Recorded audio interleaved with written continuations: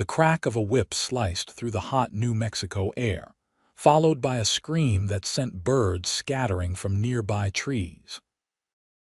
Clara Winters crumpled to the dusty ground of Blackwell Ranch, her back burning as if touched by fire itself, her threadbare dress offering no protection against the brutal lashing. "Get up!" Vernon Blackwell bellowed, his face twisted with disgust as he towered over her fallen form. "I don't pay for weakness. 3 days you've been lagging behind the others." Clara tried to push herself up, her arms trembling under her own slight weight. At 20 years old, she should have been in the prime of her life, but months of near starvation and brutal labor had hollowed her cheeks and dulled the light in her once bright hazel eyes. "I'm sorry, Mr. Blackwell," she whispered, tasting blood where she'd bitten her lip to keep from crying out again. "The fever," he sneered, spitting into the dirt beside her head. "That's what all you Eastern girls say. Too delicate for honest work. Your debt ain't paying itself, girl." The summer of 1878 had been merciless in the New Mexico territory, the heat unrelenting even as September approached. Clara had arrived 3 months prior, answering an advertisement for respectable female workers at the Blackwell cattle operation. The promise of good wages to send back to her ailing mother in Boston had seemed like providence. Instead, she'd found herself trapped in a system of debt and cruelty, charged exorbitant prices for meager food and shelter, never able to get ahead.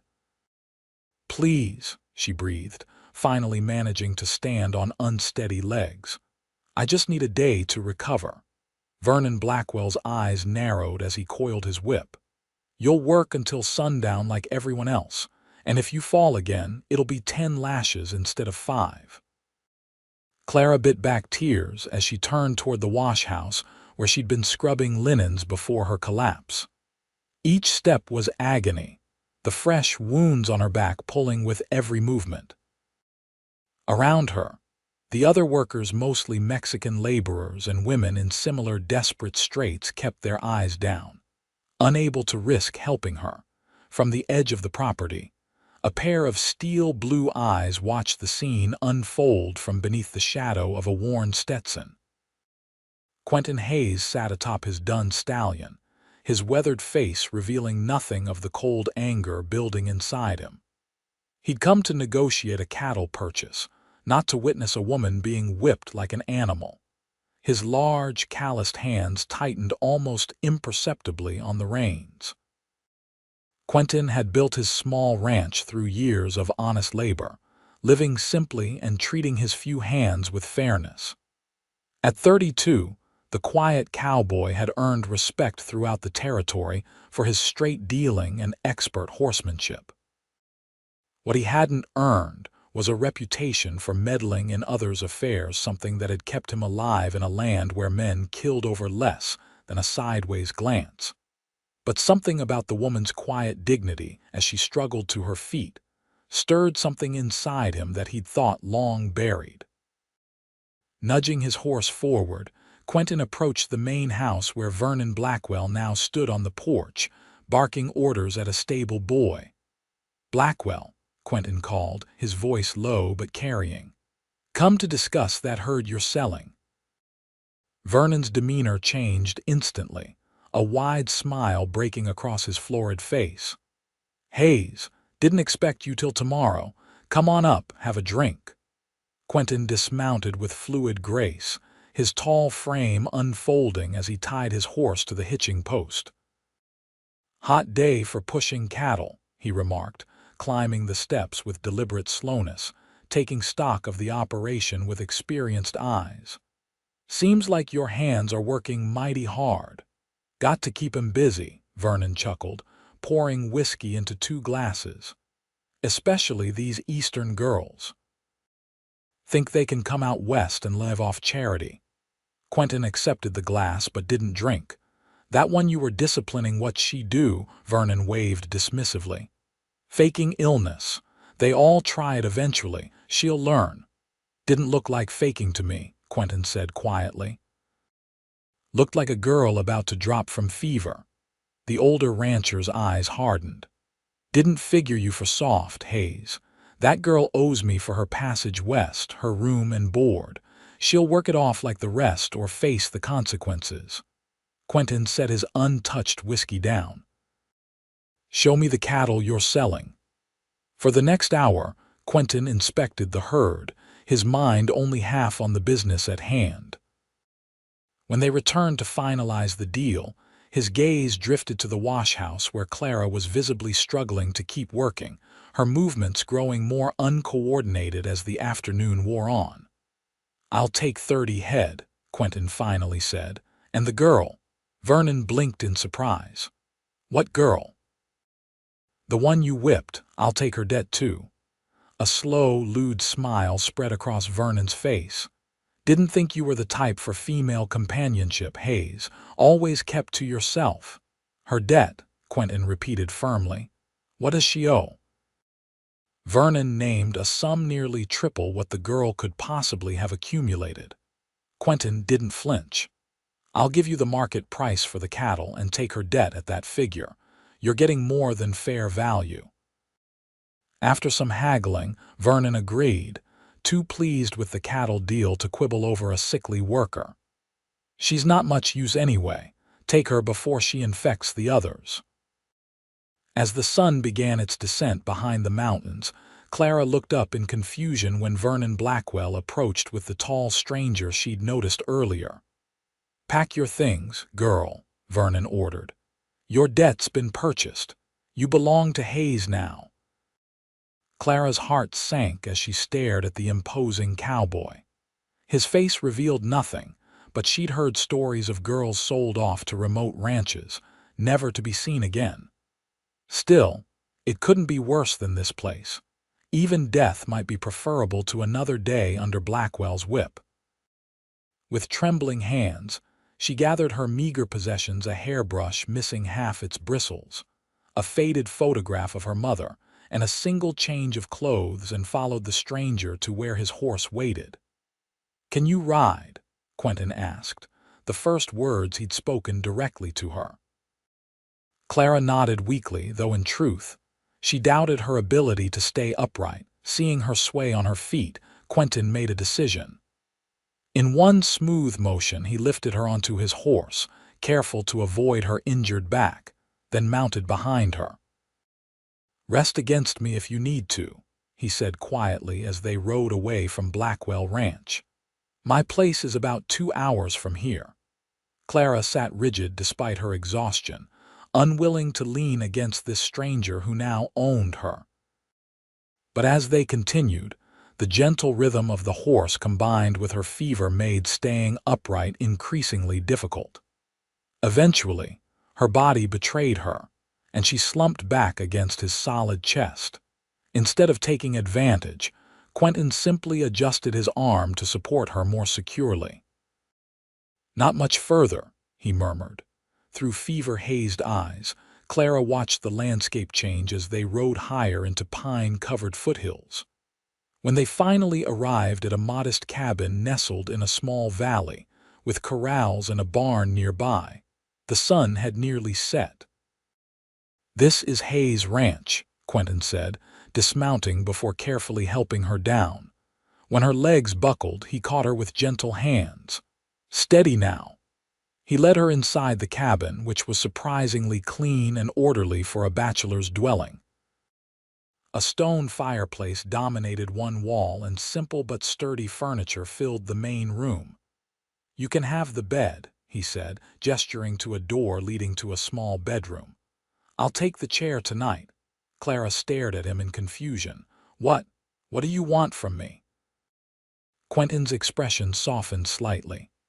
"Right now, I want you to rest and get that fever down. There's clean water in the basin to wash up.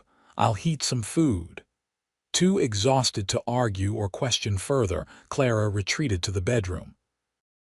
She used the water to clean her face and hands, wincing as she tried to reach the lash marks on her back. A soft knock at the door startled her. "I have some salve for those wounds," Quentin said through the door. "And a clean shirt you can use as a nightgown." When she opened the door, he handed her the items without entering her space. "I'll leave some broth warming by the fire. Come out when you're ready or I can bring it in." Clara took the offerings with shaking hands.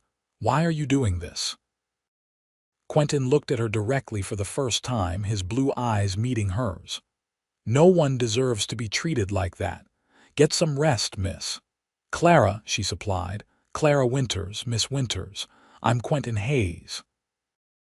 After he left, Clara applied the salve as best she could, tears flowing freely at the relief it brought to her burning skin. The shirt he'd provided was soft from many washings and hung to her knees. When she emerged, Quentin was sitting at a small table, pouring tea into 2 cups. "The broth should help," he said, indicating a bowl beside one of the cups. "It's just rabbit and some vegetables, but it's nourishing." Clara sat gingerly on the edge of the chair, eyeing him warily as she sipped the broth.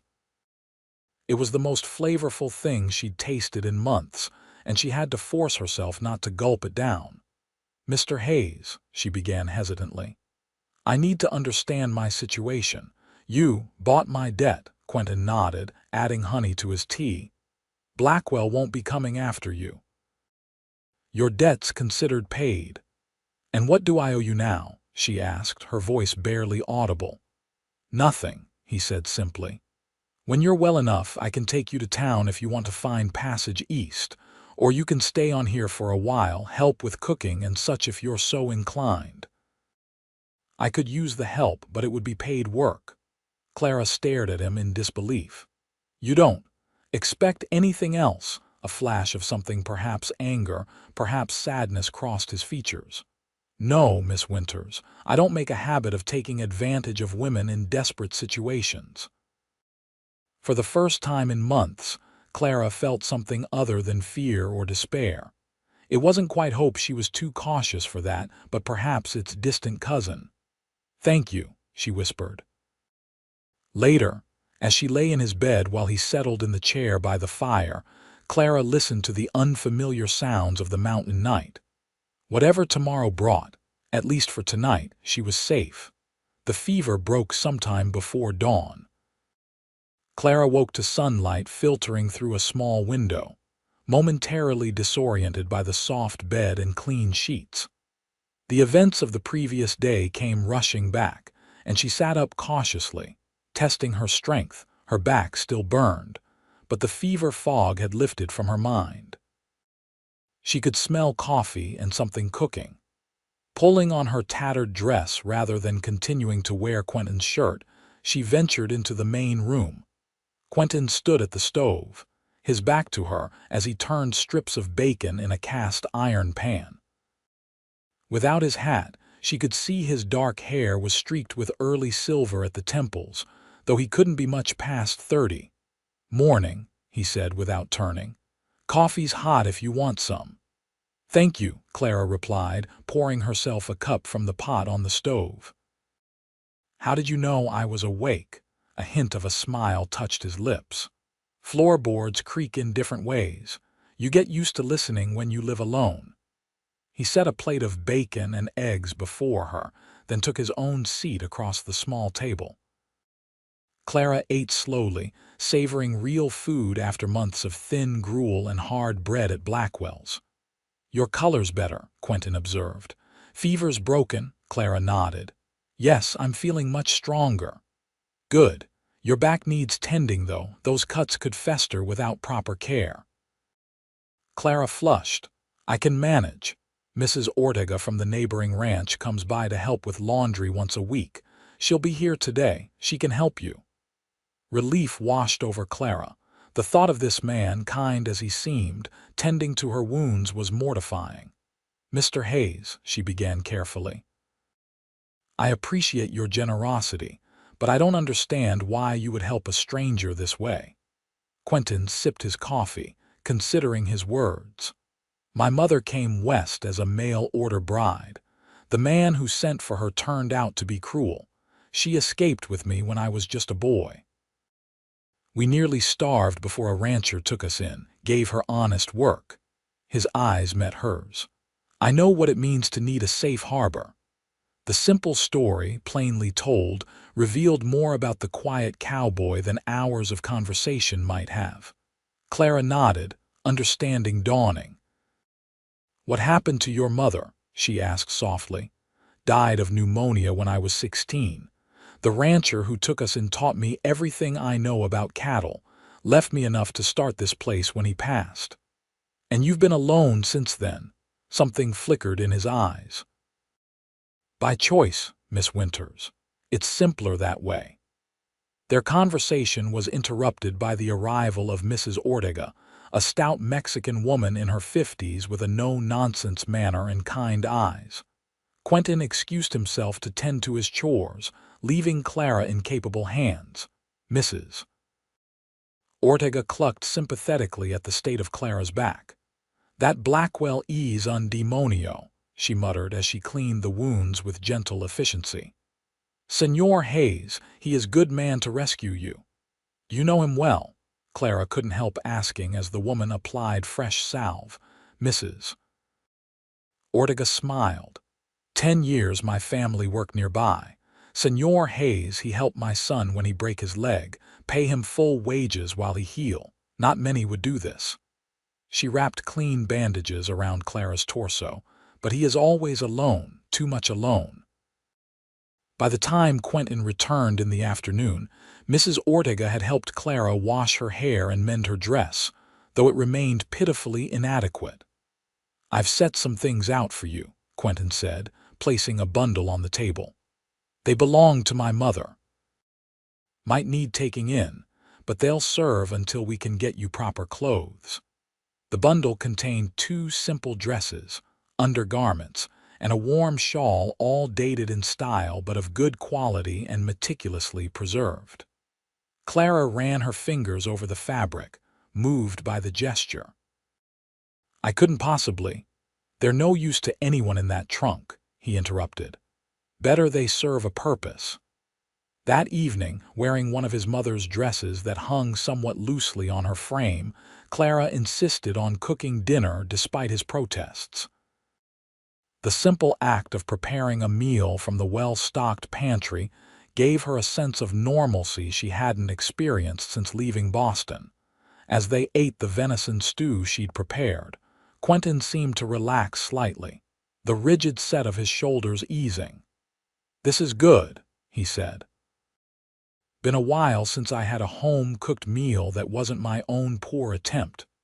Clara smiled tentatively. "It's the least I can do.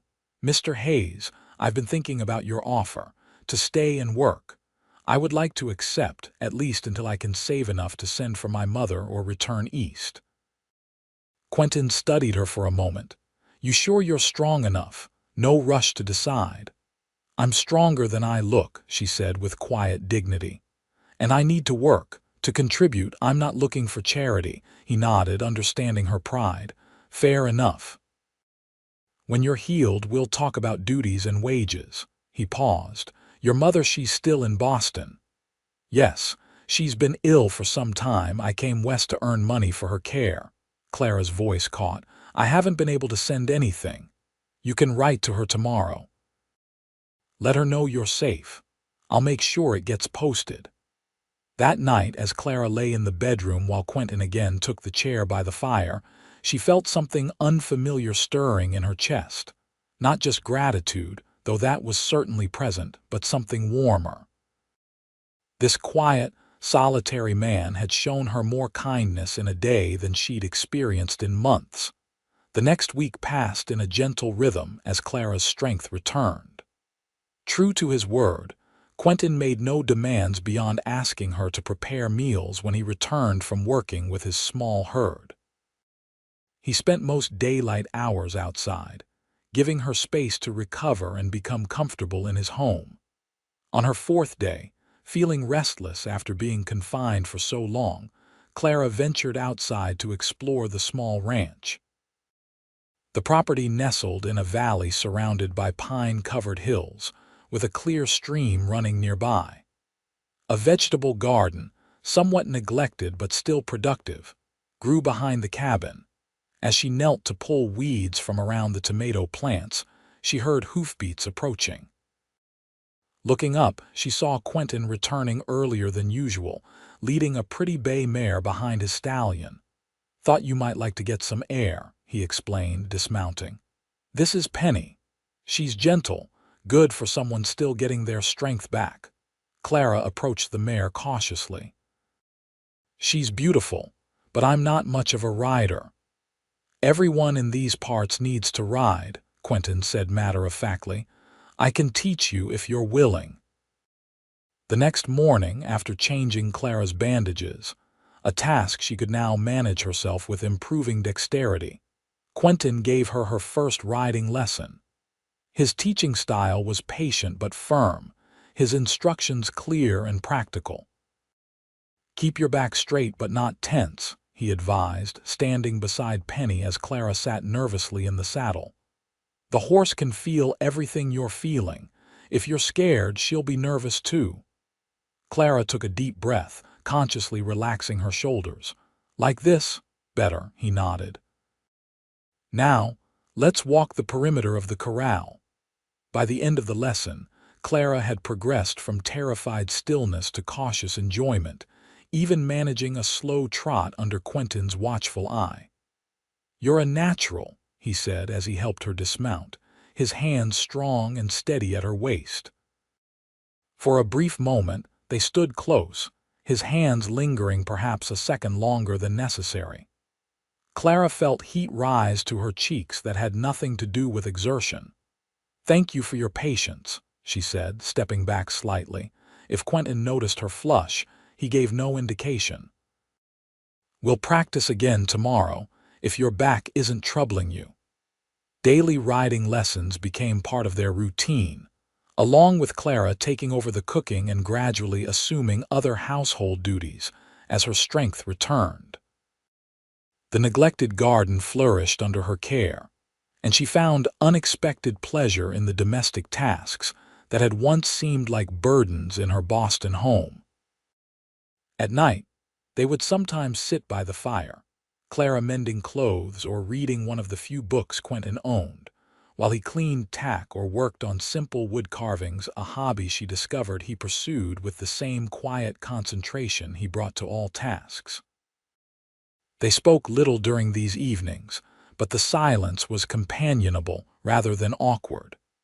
Occasionally, Clara would glance up to find Quentin watching her with an unreadable expression that made her heart beat faster. 2 weeks after her arrival, Quentin announced he needed to ride into town for supplies. "I'd like to come," Clara said immediately. "If that's all right." Quentin seemed hesitant. "It's a long ride and town can be rough." "My back is much better now and I've been practicing my riding," she reminded him. "Besides, I need a few things." She gestured at the altered dress she wore. "Your mother's clothes are lovely, but I should have something of my own." He nodded his agreement. "We'll leave at first light. It's best to handle business and be out before the saloons fill up." The town of Pine Creek was smaller than Clara had imagined, just a single dusty street lined with essential businesses. A general store, a saloon, a small hotel, the sheriff's office, and a handful of other establishments. As they rode in, Clara felt eyes upon her. A woman on horseback was common enough in the West, but a new face always drew attention in small communities. She sat straighter in the saddle, conscious of how she appeared next to the respected rancher. At the general store, Clara selected fabric, thread, and other necessities while Quentin arranged for his larger supplies to be delivered to the ranch. The storekeeper's wife, a friendly woman named Mrs. Fletcher, helped Clara choose appropriate materials. "You staying out at Hayes Ranch long?" the woman asked with poorly disguised curiosity. "I'm working for Mr. Hayes," Clara replied carefully. "As his housekeeper." Mrs. Fletcher's eyebrows rose. "First I've heard of Quentin Hayes hiring help for the house. Man's been keeping to himself since he started that ranch." Clara made no response beyond a polite smile, Unwilling to feed the woman's obvious hunger for gossip, as they left the store, Quentin touched her elbow lightly. "I need to see the blacksmith about some work. Why don't you wait at the cafe there? Get yourself something to eat." Clara nodded, feeling oddly bereft as he walked away. In just 2 weeks, she'd grown accustomed to his steady presence. The cafe was nearly empty at mid-morning, with only an elderly man reading a newspaper in the corner. Clara ordered coffee and a slice of pie, savoring the different flavors after weeks of her own cooking. She was nearly finished when the door opened, admitting 3 roughly dressed men who fell silent upon seeing her. Their eyes, reddened from drink despite the early hour, fixed on her with predatory interest. "Well, what have we here?" the tallest one said, approaching her table. "New face in town. Pretty one, too." Clara kept her eyes on her plate. "Excuse me, I was just leaving." "No rush, darlin'," another said, blocking her path as she tried to stand. "We're just being neighborly." The lady said she was leaving. The quiet voice from the doorway drew everyone's attention. Quentin stood there, his posture relaxed but his eyes hard as flint. "Hayes," the tall man acknowledged, taking a step back. "Didn't know she was with you." "She is," Quentin said simply. "And we're done in town." Something in his tone made the men back away without further comment. Clara gathered her parcels and followed Quentin outside, her heart hammering. "Thank you," she said when they reached their horses. "They weren't going to let me leave." Quentin's expression was grim as he helped her mount. "Men like that are why I was hesitant to bring you. Small towns have long memories for scandal, but short ones for bad behavior." They rode in silence for a while, Clara processing the encounter and Quentin lost in his own thoughts. "Is that why you live so far from town?" she eventually asked. To avoid people like that, he considered her question seriously. "Partly. I prefer the quiet. And animals are more straightforward than people." "Don't you get lonely?" The question seemed to surprise him. "Been alone most of my life. Got used to it." "There's a difference between being alone and being lonely," Clara said softly. Quentin glanced at her, something vulnerable flickering briefly in his eyes before his expression composed itself again. "Maybe so." That evening, as Clara prepared dinner, she found herself watching Quentin as he sat at the table cleaning his revolver, a task he performed with methodical precision. His hands, large and calloused from years of ranch work, moved with surprising delicacy over the weapon's mechanisms. "Have you ever had to use that?" she asked. "Against a person, I mean." Quentin's hands stilled momentarily. "Twice. Once to stop a rustler from shooting my neighbor. Once to defend myself from a drunk who took offense to something I never said." His voice was matter of fact, but Clara sensed the weight behind his words. "I'm sorry. That must have been difficult." He reassembled the gun with swift, practiced movements. "It's the way of things out here sometimes. Laws spread thin. Man has to stand his ground." Clara returned to stirring the stew, reflecting on the contradictions of this man who could be so gentle with an injured woman yet carried the weight of having taken lives. "You're different than I expected," she admitted. "How so?" She turned to face him. "When Mr. Blackwell said you'd bought my debt, I thought, well, I've heard stories about women in my position."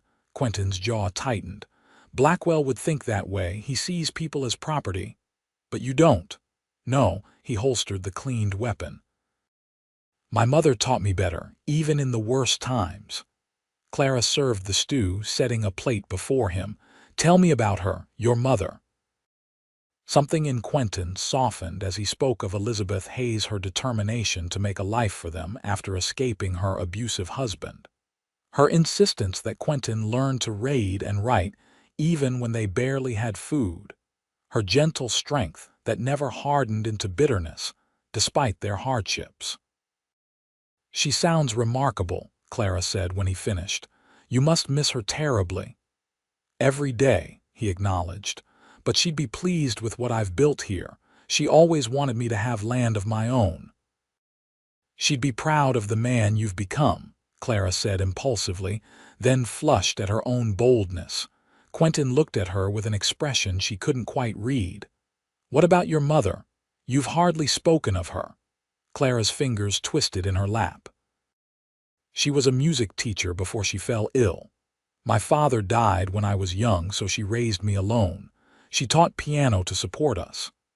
A sad smile crossed her face. "She wanted me to marry well to have security she never had. Instead, I'm the one who left, seeking fortune that never materialized." "You were trying to help her," Quentin said quietly. "That shows character." "I failed her," Clara whispered. "I haven't sent a penny home, and she must be worried sick without word from me." "Your letter should have reached her by now," he reminded her, "and you're earning wages here. You can send money with my next supply order." The simple practicality of his solution eased some of her distress. "You're right, thank you." As October arrived, bringing cooler temperatures and spectacular color to the aspen groves on the hillsides, Clara found herself settling into life at Hayes Ranch with unexpected contentment. Her back had healed, leaving only faint scars that Mrs. Ortega assured her would fade with time. She had sewn herself 2 new dresses from the fabric purchased in town, and had grown confident enough on horseback to accompany Quentin on short rides around the property. One crisp morning, as frost glittered on the grass, Quentin approached her as she hung laundry to dry in the bright sunshine. "Need to check the north pasture fence before winter sets in," he said. "Thought you might want to come along. It's a good day for a longer ride." Clara smiled, pleased by the invitation. "I'd like that. Give me a few minutes to finish here." They rode out together, Quentin leading the way up a trail that wound through pine forests and open meadows. Clara had grown to love these mountains, so different from the crowded streets of Boston, with their vast skies and the sweet scent of pine on the breeze. "It's beautiful here," she said as they paused at the top of a rise, looking out over the valley where the ranch nestled below. "So peaceful," Quentin nodded, his eyes scanning the landscape with proprietorial satisfaction. "Winter's harsh, but worth it for days like this." They continued to the north pasture, where Quentin dismounted to inspect and repair sections of fence while Clara held the horses. Watching him work, his movements efficient, his focus complete, she felt a familiar warmth spreading through her chest. It happened more and more often lately, this awareness of him not just as her employer or rescuer, but as a man. "That should hold through the snow," he said finally, remounting his horse. "Let's head back. There's a shortcut through that grove."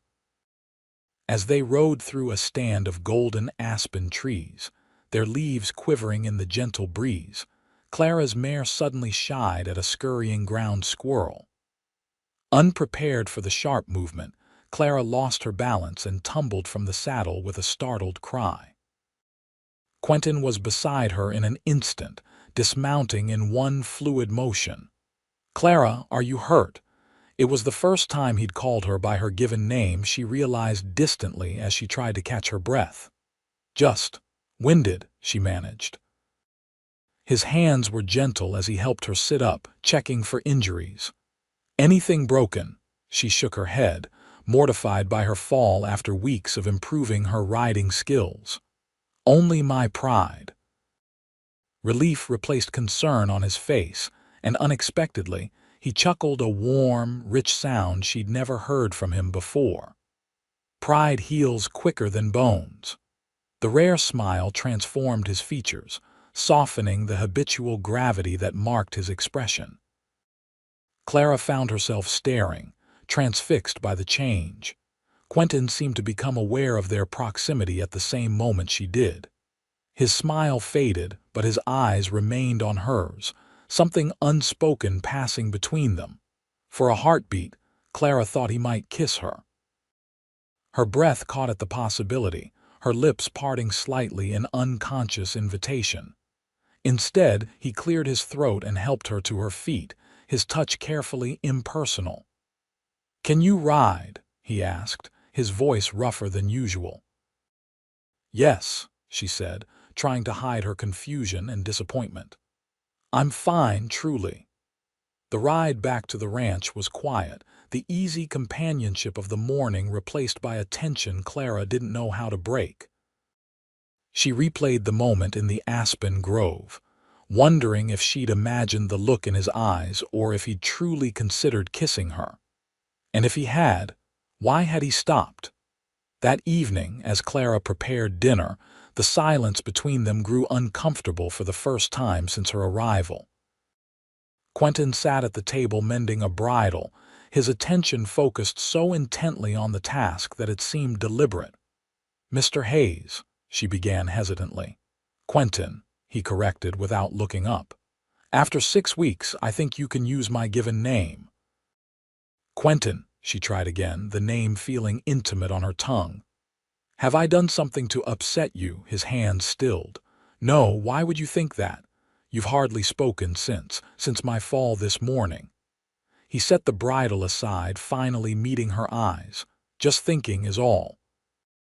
"About what?" He seemed to weigh his response carefully. "About what happens when winter comes." Clara's heart sank. Was he planning to send her away? "I don't understand. Trail to town gets difficult with snow, sometimes impassable for weeks." He gestured toward the window where the first stars were appearing in the darkening sky. "Gets isolated up here. Might not be what you're used to, are you? Asking me to leave before the snow comes?" she asked, struggling to keep her voice steady. Surprise flashed across his face. "No.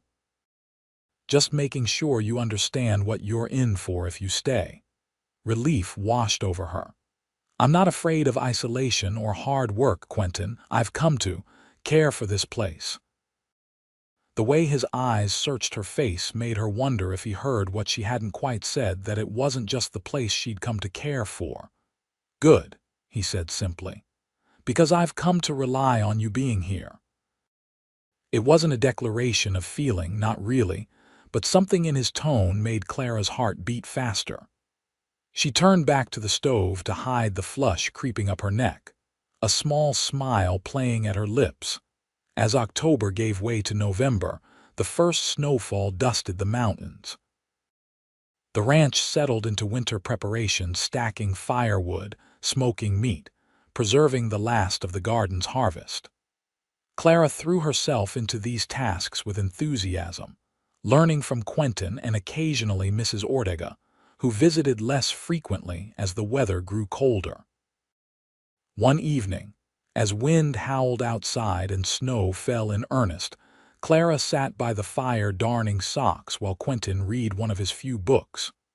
The domesticity of the scene struck her suddenly, how comfortable they had become in each other's presence, how natural it felt to share this space with him. "What are you smiling about?" Quentin asked, looking up from his book. Clara hadn't realized she was smiling. "I was just thinking how different this is from what I expected when I came west. I thought I'd be sending money home by now, perhaps working in a respectable establishment in a growing town." "Disappointed?" he asked, his expression carefully neutral. "No," she said truthfully. "Despite everything that happened at Blackwell's, I'm glad I came. I wouldn't have met you otherwise." The simple honesty of her statement hung in the air between them. Quentin set his book aside, his eyes never leaving her face. "Clara," he began, then paused as if unsure how to continue. The moment was interrupted by a sudden pounding on the door. They both started at the unexpected sound. Visitors were rare even in good weather, and in a snowstorm, nearly unheard of. Quentin rose quickly, one hand moving to the revolver at his hip as he approached the door cautiously. "Who's there?" he called. "Jorge Ortega," came the muffled reply. "Senor Hayes, please, my wife sent me." Quentin opened the door to reveal Mrs. Ortega's husband, snow-covered and shivering. "Jorge, what's happened?" "It's my daughter, Maria. The baby is coming, but something is wrong. The midwife is with another birth in town. My wife remembers the senorita. He looked desperately at Clara, said she had some medical knowledge. Clara stepped forward. I helped my mother nurse the sick in our neighborhood, but I'm not a midwife, Mr. Ortega. Please, the man begged. My wife says the baby is turned wrong. Maria is in such pain. Clara looked at Quentin, who nodded immediately. I'll saddle the horses. Clara, gather whatever supplies you think might help. Within minutes, they were riding through the snowstorm toward the Ortega farm, a small homestead about 3 miles from Quentin's ranch. Clara's mind raced through everything she knew about difficult births, precious little, but perhaps enough to help until proper medical assistance could arrive. The Ortega home was warm but filled with tension. Maria, a young woman of perhaps 19, lay sweating and moaning on a bed, her mother trying to comfort her while clearly at the end of her own resources. Gracias a Dios, Mrs. Ortega exclaimed when she saw Clara. I did not know what else to do. Clara removed her coat and washed her hands thoroughly, trying to project a confidence she didn't feel. How long has she been in labor? Since yesterday morning. The pains are strong, but the baby will not come. Clara examined the young woman as best she could, remembering what she'd learned from the midwife who had sometimes worked with her mother. The baby was indeed positioned poorly. She could feel a shoulder presenting instead of the head. We need to try to turn the baby, she told Mrs. Ortega. I've seen it done once, but I'll need your help. For the next hour, Clara worked carefully, using techniques she'd only observed. Her hands were gentle but firm as she tried to reposition the infant, all while speaking soothingly to the terrified mother. Outside the bedroom, Quentin and Jorge waited anxiously, wincing at Maria's cries of pain. Quentin, Clara called finally, I need your strength. He entered the room hesitantly, his eyes widening at the scene before him. I need you to support her shoulders, Clara instructed, her voice calm despite her inner turmoil. Mrs. Ortega and I need to work together, and Maria needs something to brace against. Without question, Quentin moved to the head of the bed, placing his strong hands on Maria's shoulders. His eyes met Clara's across the laboring woman's body, conveying his trust in her abilities. With renewed determination, Clara continued her efforts. Now, Maria, when the next pain comes, I need you to push with all your strength. The young woman nodded weakly, gathering her remaining energy. When the contraction came, she bore down with a guttural cry, squeezing Quentin's hands so hard her knuckles turned white. Again, Clara encouraged. The baby is turning. 3 more pushes, and suddenly the infant slid into Clara's waiting hands, a tiny blue-tinged form that didn't immediately cry. Turn him over, Mrs. Ortega instructed urgently. Clara did so, clearing the baby's mouth and rubbing its back vigorously. For a heart-stopping moment, nothing happened. Then the infant gave a gurgling cough and began to wail a thin, indignant cry that was the most beautiful sound Clara had ever heard. A boy, she announced, tears of relief streaming down her face as she wrapped the newborn in a clean cloth and placed him on his mother's chest. A perfect little boy. Mrs. Ortega crossed herself, murmuring prayers of thanksgiving. Maria, exhausted but radiant, cradled her son with trembling hands. Clara turned to find Quentin watching her with an expression of awe that made her breath catch. In that moment, covered in blood and sweat, she felt his admiration like a physical touch. You did it, he said softly. We did it, she corrected, including everyone in the room with her glance. It was God's mercy, not my skill, after ensuring mother and baby were stable and helping Mrs. Ortega clean up, Clara finally allowed herself to acknowledge her exhaustion. Her hands shook as she washed them in the basin. You need rest, Quentin said, coming to stand beside her. It's still snowing heavily. Jorge has offered us shelter for the night. Clara nodded gratefully. The thought of riding back through the storm was beyond her remaining strength. The Ortegas provided them with blankets in the small front room, Jorge and his wife insisting Quentin and Clara take the only spare bed while they kept watch over their daughter and new grandson. "I can sleep on the floor," Quentin offered when they were alone. Clara, too tired to maintain propriety, shook her head. "The bed is big enough for both of us. I trust you, Quentin." In the dim light of a single candle, they lay side by side, not touching but acutely aware of each other's presence. Clara's mind replayed the night's events, still hardly believing the successful outcome. "I was terrified," she admitted in a whisper. "I knew so little, and her life was in my hands." "You didn't show it," Quentin replied, his voice equally soft. "You were magnificent, Clara." She turned her head to find him watching her, his blue eyes reflecting the candlelight. "Thank you for believing I could do it." "I'm beginning to think you can do anything you set your mind to," he said. And there was something in his voice she hadn't heard before, a tenderness that made her heart ache. Exhaustion finally claimed her, and she drifted into sleep with the comforting awareness of Quentin's protective presence beside her. They returned to Hayes Ranch the next morning under clearing skies, the landscape transformed into a glittering white expanse. Clara rode in silence, still processing the profound experience of helping bring a new life into the world. As they approached the cabin, Quentin cleared his throat. "What you did last night, not many would have had the courage." Clara shook her head. "I had no choice. She needed help." "There's always a choice," he countered. "Most would have said it wasn't their concern, or that they didn't know enough to try." "As you had a choice when you saw me at Blackwell's," she said quietly. He met her gaze. "Some choices aren't really choices at all when you know what's right." The days following the birth at the Ortegas brought a shift in Clara and Quentin's relationship, subtle but undeniable. There were lingering glances across the dinner table, fingers brushing when passing objects, conversations that stretched later into the evening. Neither spoke openly of these changes, as if naming them might somehow break the delicate new understanding between them. But Clara felt it in the way Quentin's eyes followed her movements, in the way he found reasons to be near the house when before he would have worked from dawn till dusk with the cattle.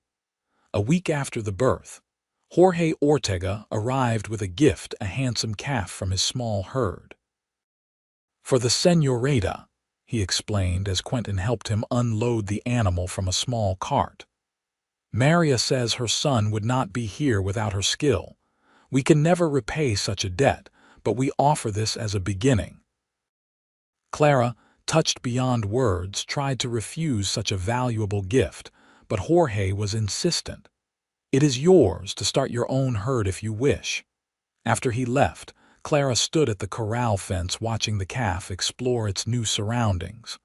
"I've never owned an animal before," she mused. "Not even a cat in Boston." Quentin leaned on the fence beside her, their shoulders nearly touching. "It's a fine heifer, good bloodlines, worth a fair amount. I wouldn't know what to do with her." "Keep her here," he suggested. "Let her grow. In time she'll have calves of her own." Could be the start of something. Clara glanced at him, wondering if they were still talking about the calf. "The start of what?" His eyes held hers. "Whatever you want it to be." That evening, a letter arrived with Jorge's son, who stopped by on his way to another ranch. It bore Boston postmarks and Clara's mother's handwriting. Clara's hands trembled as she opened it, scanning the pages quickly before letting out a cry of relief. "She's better. The doctor found a treatment that's helping, and she received my letter and the money I sent." Quentin smiled at her joy. "Good news, then." "The best." Clara read further, her expression growing more complex. "She wants me to come home." Something shuddered in Quentin's eyes. "I see. She says Boston is where I belong, that I've done my duty but should return to civilization before I become hopelessly provincial." Clara looked up from the letter. She doesn't understand what I've found here. And what's that? He asked carefully. Clara set the letter aside. Purpose, freedom, a place where I'm valued for my abilities, not just my prospects as someone's wife. She hesitated. And people I've come to care for deeply. Quentin took a step closer. Clara, a sudden gust of wind rattled the windows and the lamp flickered, breaking the moment. Quentin moved to secure the shutters against the brewing storm, and Clara folded her letter, tucking it into her pocket. The opportunity for whatever Quentin had been about to say seemed to pass, and they spent the evening in companionable but thoughtful silence, each contemplating futures suddenly uncertain. December arrived with heavy snowfall that isolated the ranch for days at a time. The rhythm of life adjusted to winter's constraints: early mornings breaking ice in water troughs, long evenings by the fire, the constant battle to keep paths clear and animals fed. Clara found unexpected contentment in the season's enforced closeness. She and Quentin developed routines that complemented each other, moving through the small cabin with a harmony that felt increasingly domestic. One evening, as a particularly fierce blizzard howled outside, Quentin returned from the barn with frost clinging to his beard and exhaustion evident in his movements. "Storm's getting worse," he reported, stomping snow from his boots. "Had to bring the weakest calves into the barn." Clara helped him remove his coat, concerned by how cold his hands felt. "You're half frozen. Sit by the fire while I make coffee." He didn't argue, sinking into a chair and extending his hands toward the flames. Clara brought him coffee laced with whiskey, then knelt to remove his boots. "You don't need to do that," he protested. "Your fingers are too numb," she countered practically. "And these need to dry properly or you'll have frostbite tomorrow." As she worked, she became aware of his gaze on her, warm and contemplative. When she looked up, something in his expression made her pulse quicken. "What?" she asked. "Just thinking that I haven't had anyone care for me like this since my mother died," he admitted. "It's nice." Clara set his boots near the fire to dry. "Everyone deserves to be cared for, Quentin." "Even solitary cowboys?" he asked with the hint of a smile. "Especially them," she replied softly.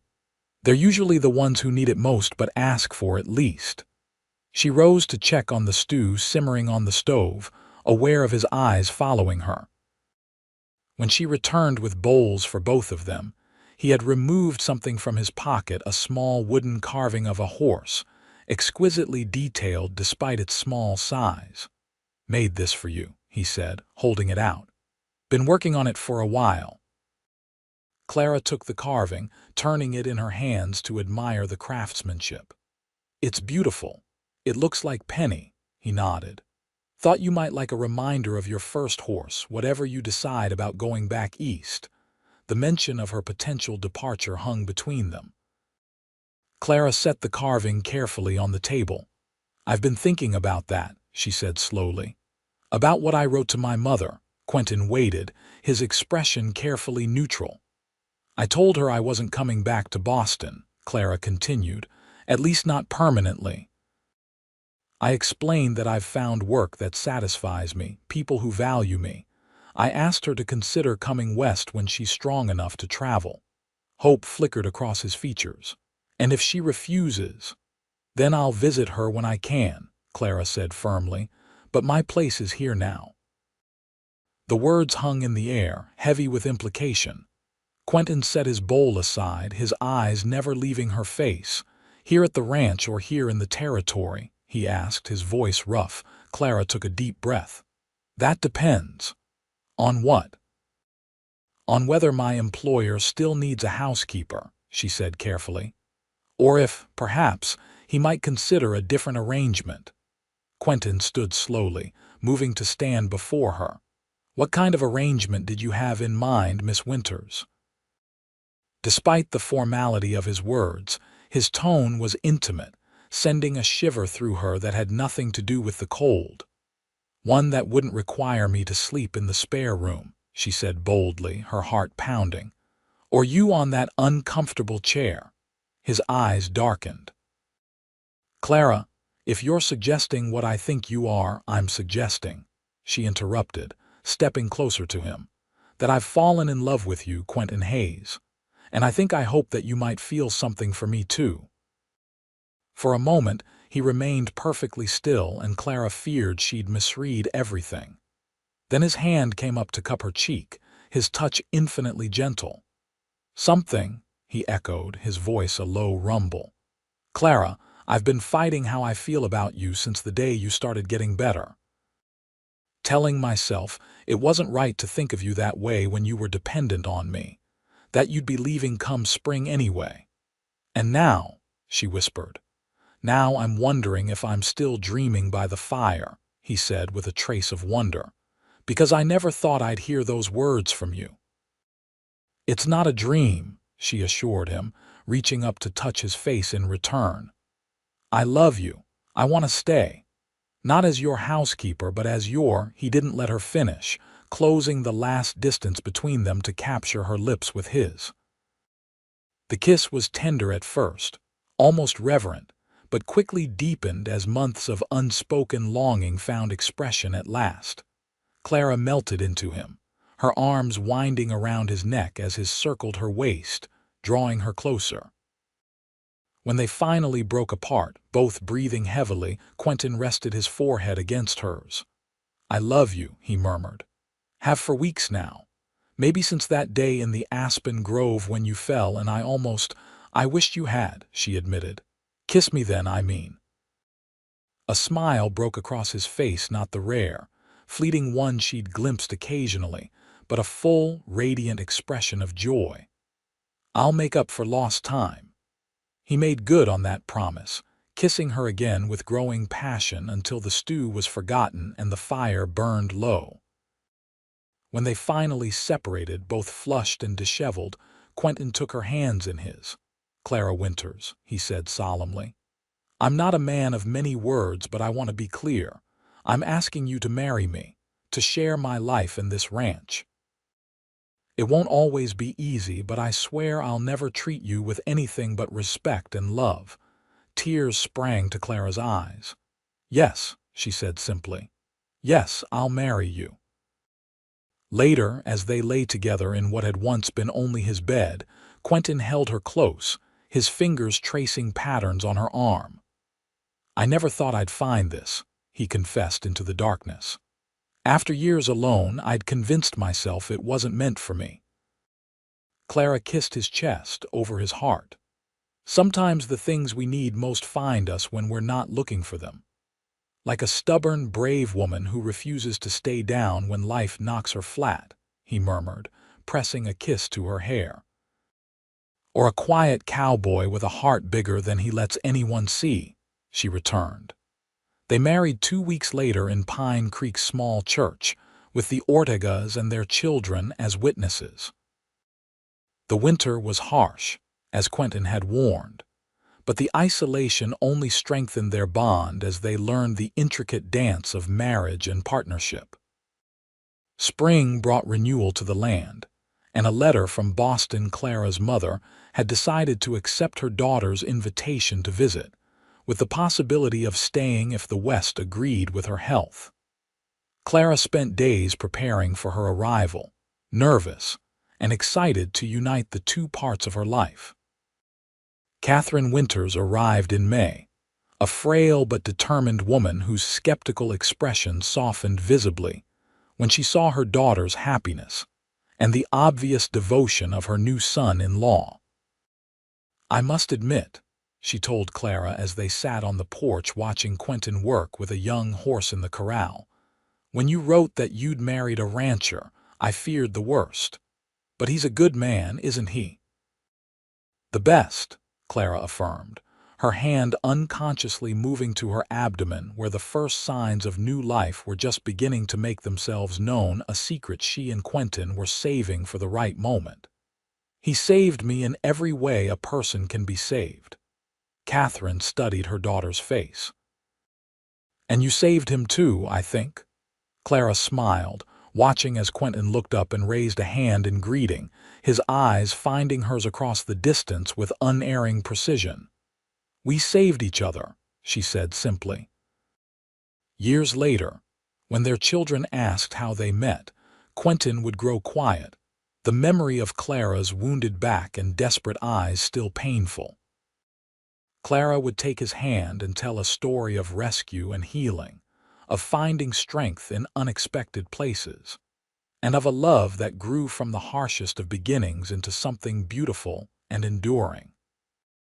And sometimes, on the anniversary of the day Quentin brought her to Hayes Ranch, they would ride together to the aspen grove where Clara had fallen from her horse and Quentin had almost kissed her. There, surrounded by whispering leaves, they would remember how close they came to missing each other entirely, and give thanks for the cruel twist of fate that ultimately led to their greatest happiness. For Clara, who had once been whipped for being too weak to work, had found not just a place to heal, but a place to belong. And Quentin, the quiet cowboy who had saved her, had found that in saving her, he had also saved himself from a lifetime of solitude. Together, they built something neither had dared to dream of: a family, a legacy, and a love strong enough to weather whatever hardships the untamed West might bring.